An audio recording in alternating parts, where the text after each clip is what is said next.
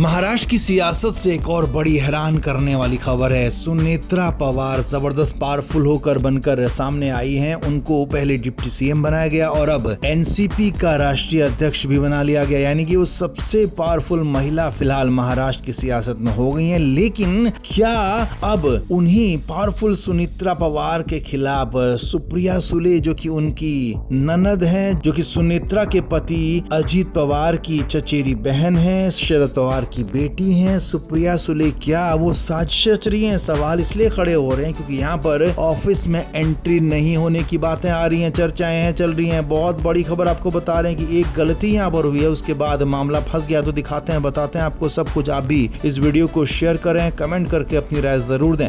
तो शरद पवार बहुत ज्यादा पुराने खिलाड़ी रहे हैं महाराष्ट्र की सियासत में, लेकिन अब उनकी सियासत यहाँ पर खत्म होती नजर आ रही है। पहले तो राज्यसभा सीट पर वो बैकफुट पर नजर आ रहे हैं क्योंकि वहाँ उद्धव ठाकरे खुद अपना गेम बनाने में जुट गए हैं। तो वहीं दूसरी तरफ जो उनकी पार्टी का विलय होना था अजीत पवार वाली पार्टी में, वो रुक गया, थम गया, क्योंकि अब सुनेत्रा नहीं चाहती है कि शरद पवार और सुप्रिया सुले उनके पास आए, उनकी पार्टी में एक साथ रहें। और यही नहीं, एनसीपी में जो फैफ4 है, यानी कि जो 4 बड़े नेता हैं, वो भी नहीं चाहते हैं कि दोनों पार्टियों का विलय हो, क्योंकि वो ये मानते हैं कि शरद पवार की पार्टी से उनको कोई फायदा नहीं मिलने वाला है, बल्कि उनको और एकोमोडेशन करना पड़ेगा, उनको और कहीं पर व्यवस्थापित करना पड़ेगा। इसीलिए लगातार विवाद चल रहे हैं। अब इस बीच खबर ये है कि शरद पवार लगातार कोशिश कर रहे थे कि कैसे भी सुनेत्रा पवार तक एंट्री हो जाए, कैसे भी सुनेत्रा पवार की ऑफिस तक, उनके घर के कैंप तक एंट्री हो जाए और उन्हें बात की जाए पार्टी के एक पुराने फैसले को लेकर, पार्टी के विलय को लेकर। लेकिन सुनेत्रा पवार पहले ही साफ कर चुकी हैं कि अब विलय नहीं होगा और विलय की कोई गुंजाइश नहीं है। और अब जब से उन्हें पार्टी का राष्ट्रीय अध्यक्ष बनाया गया, तो तब से उनकी पार्टी पर पकड़ और मजबूत हो गई। अब खबर यह है कि इस बीच सुप्रिया सुले ने भी उनके ऑफिस में जाने की कोशिश की, लेकिन उन्हें रोक दिया गया। जी हाँ, उन्हें अपॉइंटमेंट नहीं दिया गया। ये बड़ी खबर आपको बता रहे हैं। सूत्रों के मुताबिक खबर यह है कि सुप्रिया सुले ने सुनेत्रा पवार से मिलने के लिए, उन्हें बधाई देने के लिए वक्त मांगा था, लेकिन उन्हें वक्त नहीं दिया गया। और ये कहा गया सूत्रों के मुताबिक कि अभी आपको मिलने का वक्त नहीं दिया जा सकता है क्योंकि सुनेत्रा पवार अभी आपसे नहीं मिलना चाहती हैं। अब सूत्रों के मुताबिक खबर ये भी है कि सुप्रिया सुले घर पर जाकर मुलाकात नहीं करना चाहती थी, क्योंकि घर पर घर वाली बातें होती, वो ऑफिस जाकर ऑफिशियल बातें करना चाहती थी, लेकिन उनकी तो